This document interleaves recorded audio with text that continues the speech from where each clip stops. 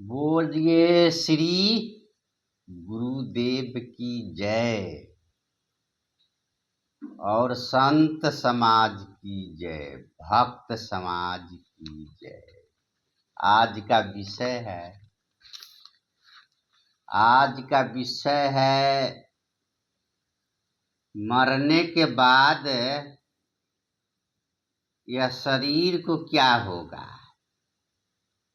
मरने के बाद यह शरीर को लेकर मनुष्य क्या करेंगे, इसी के विषय पर है। तो सदगुरु कहते हैं, मरिहो रे तन कार्य करियो, प्राण छूटे बाहर रे डारी हो। काया बिगुरचन अन बनी भाती, कोई जारे कोई गारे माटी। हिंदू रे जारे तुर्क रे गारे, यही विधि अंत दोनों घर छाड़े। करम फांस यम जाल पसारा, जस धीमर मछली गही मारा। राम बिना नर हुई है कैसा, बाट माझ गोबरैला जैसा। कही कबीर पासे पछतई हो, जब या घर से जब वा घर जई हो। सदगुरु कबीर साहब कहते हैं,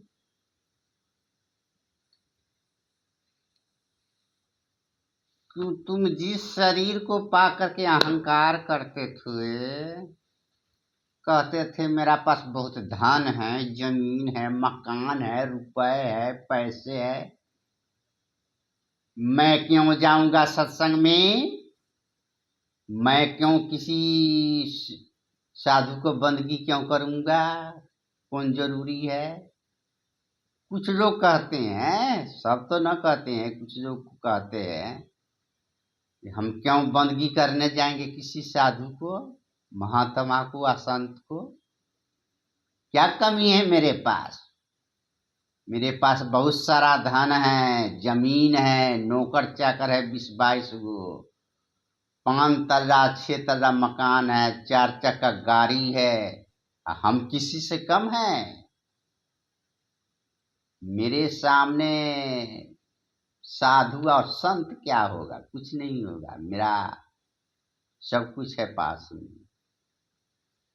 इसलिए सदगुरु कहते हैं कि मरियो रे तन कार्य करी हो। मरने के बाद जब तुम शरीर को छोड़ दोगे तो शरीर का क्या होगा। जिस शरीर को लेकर के अहंकार करते थे, टेढ़ियाते थे इस संसार में, चढ़ू का टेढ़ो टेढ़ो, टेढ़े टेढ़े होकर के चलते थे और दे का अभिमान करते थे, अहंकार। लेकिन अब क्या करोगे, अब तो शरीर छूट गया। मरियो रे तन का कर, मरियो रे तन कार्य करियो, प्राण छूटे बाहर रे डारियो। जब शरीर से तुम्हारा आत्मा निकल जाएगा तो यह तुम्हारे रिश्तेदार के लोग और बहुत से नौकर चाकर जो है, प्रेमी सज्जन है तुम्हारे, बहुत सारे रिश्तेदार तुमको घर से निकाल देंगे, बाहर कर देंगे, और बाहर करने के बाद फेंक देंगे बाहर। तो प्राण छूटे बाहर रे डालियो, काया बिगुरचन आना बनी बात भाती, कोई जारे कोई गारे माती। काया क्या है, उलझन है। काया उलझन का जगह है। इससे काया रूपी यह शरीर पाया था, जल्दी से भजन करो, जल्दी से भक्ति करो या शुभ कर्म करो, शुभ कर्म करो, जिससे जहां जाएंगे वहां के लिए खुराक होना चाहिए। जहां जाएंगे वहां के लिए तो खाना पीना चाहिए ना, कपड़ा लत्ता चाहिए ना। इस संसार में खा लिया तो हो गया। इस जीवन के बाद और जीवन जो है उसके लिए कोई कमाई होना चाहिए। हाँ, तब होगा, ऐसे होने वाला ना है। तो काया उलझन का घर है, और कोई जारे कोई गारे माटी। काया को या शरीर को मरने के बाद वही होगा, कोई माटी में गाड़ेगा, कोई जारेगा, कोई नदी में फेंक देगा, उलट देगा नाव पर जा करके। हाँ, कल परसों हम देखे थे, नाव पर जा करके आप बांध करके बड़ा बड़ा पत्थर आवास बीच दरिया में उलट देता है। उसी तरह उलट देगा तुमको इस शरीर को। काया बिगुड़ चना बनी भाती, कोई जा रे कोई गाड़े माटी। हिंदू जे जा रे तुरुक जे गारे, तुरुक जे गारे। यही विधि सब अंत दोनों घर छारे। यही विधि दोनों घर अंत हो गया, कोई जा रे गारे माटी फेंके, बस यही तो होगा सर। और शरीर को रखेगा तो सर न जाएगा, महकेगा ना। इसलिए सदगुरु कहते हैं कि कर्म फांस यम जाल पसारा, जस धिमर मौछरी गई मारा। कर्म के फांस में मन रूपी यमराज ये सब मनुष्य को फंसा रहे हैं। यमराज क्या है? मनुष्य का मन यमराज है, विषय वासना यमराज है, ये वासना ही भवसागर है, यही यमराज है। कर्म के फांस दे करके मनुष्य को फंसाते हैं इस संसार में। जो कुकर्म करो, भोगो, विलास करो। अरे अच्छा कर्म करने से कौन जरूरी है रे? संसार में आए हो तो कुछ भोग विलास कर लो, नहीं तो फिर भोग विलास करने का मौका मिलेगा कभी? चिकन चिकन खाने का, शादी ब्याह करने का फिर आनंद मिलेगा मरने के बाद? इसी शरीर में आनंद है, अब पशु पंछी वाला में ना है। से भोग विलास जल्दी जल्दी कर लो। कुछ लोग का कहना है, हम तो थोड़ी कहते, कुछ लोगों का कहना इस तरह से है, जो खाएगा पिएगा सब कुछ करेगा वह तो साथ जाने वाला है। कुछ लोगों के ऐसे विचार है। तो खाना पीना तो है, शरीर अच्छा के लिए है, लेकिन भोग के लिए ना है। उल्टा सीधा बहुत से खा पी कर शरीर को बीमार भी लोग बना देते हैं भोग विलास के चक्कर में। तो सदगुरु कहते हैं कर्म फांस यम जाल पसारा, जस धीमर मछली गई मारा। जिस प्रकार मलाह बड़े बड़े जाल फेंकते हैं तालाब में, नदी में, और सारे मछलियों को पकड़ लेते हैं और कुछ को बेच देते हैं, कुछ को तो खा जाते हैं। इसी तरह काल कर्म रूपी जाल फैला दिया है पूरा संसार में, और सारे जीव को फंसाते हैं जाल। और यह जीव अज्ञान बस सब फंसते हैं जाल में। बड़े बड़े गुरु बाबा लोग भी फंसाने वाला है, वो भी यमराज से कम नहीं है। वो भी उल्टा सीधा बात बता करके समाज को फंसाते हैं। हाँ, नदी में पूजा करो, पहाड़ में पूजा करो, बस इसी से भवसागर से तर जाओगे। मंदिर जाओ, मस्जिद जाओ, व्रत करो, ऐसे करो, एकादशी, त्रयोदशी, चतुर्दशी, बरस व्रत करो, त्योहार करो, बस भगवान खुश हो जाएंगे ना तो एकदम भेज देंगे सतलोक में। एक बेर ज्यादा मेहनत करने का कौन जरूरी, एक बेर सतलोक चल जाएंगे तुरंत में। तो इसी तरह से सदगुरु कहते हैं कर्म फांस यम जाल पसारा, जस धीमर मछली गही मारा। यमराज भी कर्म रूपी कुकर्म का जाल फैलाया हुआ है। कुकर्म जाल है, कर्म के बिना तो आदमी रह ना सकता है। खाना पीना भी कर्म है, शरीर अच्छा के लिए कुछ करते हैं वो भी कर्म हुआ, नौकरी चाकरी सब कर्म हुआ। तो कर्म करने के लिए सदगुरु कैसे माना कर सकते? कर्म तो करना है, लेकिन वो कर्म के लिए कहा गया है जो जाल बनने वाला है हमारे लिए, बंधन बनने वाला जो कर्म है।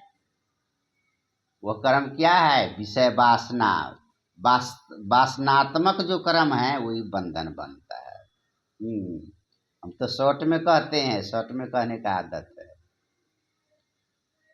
तो कर्म फांस यम जाल पसारा, जस धीमर मछली गई मारा। राम बिना नर होइए कैसा, बाट माज गोबरैला जैसा। राम को नहीं पहचाना, राम में नहीं स्थित हुआ, तब मनुष्य का क्या होगा? राम भजन न हुआ। राम भजन क्या है?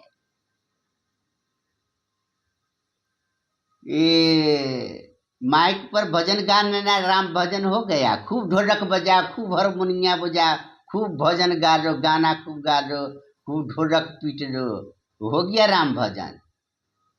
नहीं, वो राम भजन नहीं है एकदम।